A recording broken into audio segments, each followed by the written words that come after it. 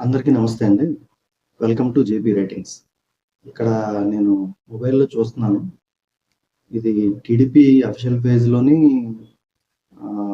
నారా చంద్రబాబు నాయుడు గారి అఫీషియల్ పేజ్‌లోని కూడా ఉంది ఇది. సేవ్ డెమోక్రసీ అంటున్న ఏపీ ఫేక్ సాధువులు. మంచి కామెడీగా ఉంది కదండీ! ఫేక్ సాధువులని ఎవరిని అంటారో తెలుసు కదా! పైకి వాళ్ళు సాధువుల్లా ఉంటారు. కానీ ఫేక్. అంటే వెనకాల కానీ, లోపల కానీ, చేసేది కానీ బయటికి కనిపించేది, వెనకాల చేసేది, లోపల వాళ్ళ ఒరిజినల్ మనస్తత్వం అంతా వేరనమాట. అలాగే ఇక్కడ చూసారా, సేవ్ డెమోక్రసీ అంటున్న ఏపీ ఫేక్ సాధువులు. అంటే సేవ్ డెమోక్రసీ అంటున్నారంటే వీళ్ళు డెమోక్రసీని పాటించరు అని అర్థం. చూసారా ఈ బ్యాచ్లో తమిళలో చూసారు కదా ఫోటో కూడా మీరు ఆల్రెడీ.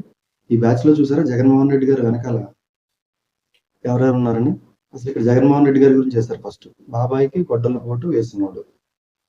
ఇక్కడ పక్కన తోట త్రిమూర్తులు గారు ఉన్నారండి. ఈయన ఎమ్మెల్సీ అనుకుంటా, తూర్పుగోదావరి జిల్లా రామచంద్ర నియోజకవర్గం ఎమ్మెల్యే కూడా ముందు. ఈయన దళితుల్ని వచ్చుకోత కోసినాడు. ఈయన మీద ఆల్రెడీ శిరోముండనం కేసు, దళితుల్ని శిరోముండనం చేసిన కేసు ఇప్పుడు చాలా సంవత్సరాల క్రితం, 15 సంవత్సరాలు ఉంటుందేమో నాకు తెలిసి, 15 సంవత్సరాలు అయితే ఉంటుంది. అప్పటి నుంచే ఉంది. ఈ మధ్య తీర్పు కూడా వచ్చింది నాకు తెలిసి, ఈయన్ని దోషిగా నిర్ధారిస్తూ తీర్పు కూడా వచ్చింది. ఈయన వెనకాల తోట త్రిమూర్తులు గారి వెనకాల ఎమ్మెల్సీ అనంతబాబు.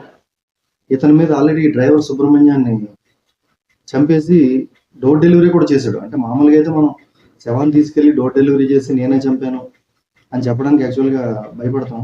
కానీ ఈయన చేశాడంటే ఏంటంటే, మాదే ప్రభుత్వం, మా జగనన్న, ఇలాంటి వాటిని మా జగనన్న పట్టించుకోడు, మా దృష్టిలో ఇది తప్పే కాదు, నాకేమీ కాదు అని ఈయన వెళ్ళి డెడ్ బాడీని డోర్ డెలివరీ కూడా చేసి తర్వాత నేనే చంపాల్సి వచ్చిందని కూడా ఏదో ఈయన స్టేట్మెంట్ కూడా ఇచ్చాడు. కానీ ఈ దళిత సంఘాలు, హ్యూమన్ రైట్స్ సంబంధించిన వాళ్ళు, లేకపోతే అపోజిషన్ పార్టీల వాళ్ళు ఇంకా విపరీతంగా వ్యతిరేకత వచ్చి, ఉద్యమాలు వచ్చి, ఇవన్నీ జరిగి ఇంకా బీభత్సం అవుతుంది అన్న మూమెంట్లో ఇతను అరెస్ట్ చేశారు.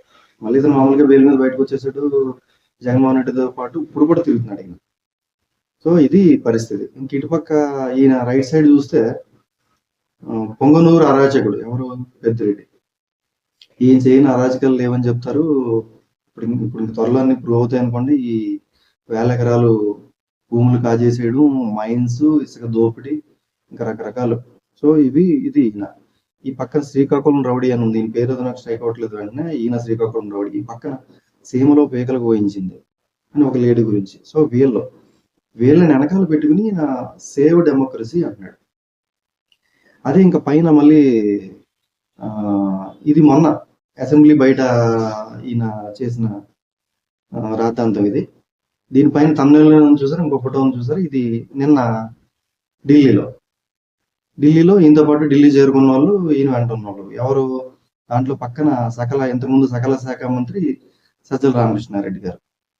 ఇంకా ఆయన డైరెక్ట్గా అరాచకాలు చేసినా చేయకపోయినా ఆయన పక్కన ప్రతిదానికి సలహాదారుగా ఉండి ప్రతిదీ ఇంకా అన్ని ఏళ్ళతో చేయించినట్టే ఆయన ఒకడు. మళ్ళీ అక్కడ పక్కన మిథున్ రెడ్డి, ఈ పెద్దిరెడ్డి గారు వాళ్ళ అబ్బాయి. ఇంకా అతను మొన్న వెళ్తే నియోజకవర్గంలో కూడా రానివ్వని చెప్పి అక్కడ బీభత్సం అంతా జరిగింది. సో వాళ్ళు తండ్రితో పాటు ఆయన కూడా చేయని అరాచకాలు లేవని అక్కడ చెప్తా ఉంటారు. సో ఇది పరిస్థితి. ఇప్పుడు నెక్స్ట్ ఈయనతో చూడండి, ఆయన వెనకాల అక్కడ మళ్ళీ సజ్జల రామకృష్ణారెడ్డి వెనకాల భరత్, ఇంతకుముందు రాజమండ్రి ఎంపీ. అతను అరాచకాలు చేసినా చేయకపోయినా ఏమీ ఏం చేయలేదు. అంటే ఏమీ చేయలేదు. ఎందుకు ఎంపీగా ఉన్నాడో ఏంటో తెలీదు. సింగిల్ సినిమా హీరో అని చెప్పి ఇంతకుముందు RRR గారు ఆయన్ని వెటకారం చేసేవాడు. ఇంకెవరు పక్కన అసలు బీభత్సం. ఫస్ట్ పర్సన్ జగన్ రెడ్డి అయితే, సెకండ్ పర్సన్ విజయసాయి రెడ్డి గారు ఈయనతో పాటు ఉన్నది. చాలా రోజుల నుంచి ఈయన జగన్మోహన్ రెడ్డి గారితో కనబడట్లేదు. మళ్ళీ నిన్న ఢిల్లీలో ప్రత్యక్షమయ్యాడు జగన్మోహన్ రెడ్డి గారితో పాటు. ఆయన 1 అయితే ఈయన 2, తెలుసు కదా ఏ విషయంలో ఏంటనేది. సో ఈయన ఈ 2 మీద కూడా అసలు ఎన్ని దారుణాలు. ఇంకా 1 మీద 1 ఎంత దారుణం, 2 కూడా అంతే దారుణం. ఇలాంటి వాళ్ళందరూ మళ్ళీ అక్కడికి వెళ్ళి అక్కడ మళ్ళీ సేవ్ డెమోక్రసీ, రాజ్యాంగాన్ని కాపాడాలి, ప్రజాస్వామ్యాన్ని కాపాడాలి. సో ఇప్పుడు మీకు అర్థమైందా వీళ్ళు చెప్తున్న రాజ్యాంగం ఏంటనేది? అన్న ఆపోజిట్ ఇక్కడ ప్రతిపక్షాలు కానీ ఇవన్నీ కూడా చెప్తా ఉంటాయి. వీళ్ళు చెప్పే రాజ్యాంగం ఏంటంటే రాజారెడ్డి రాజ్యాంగం.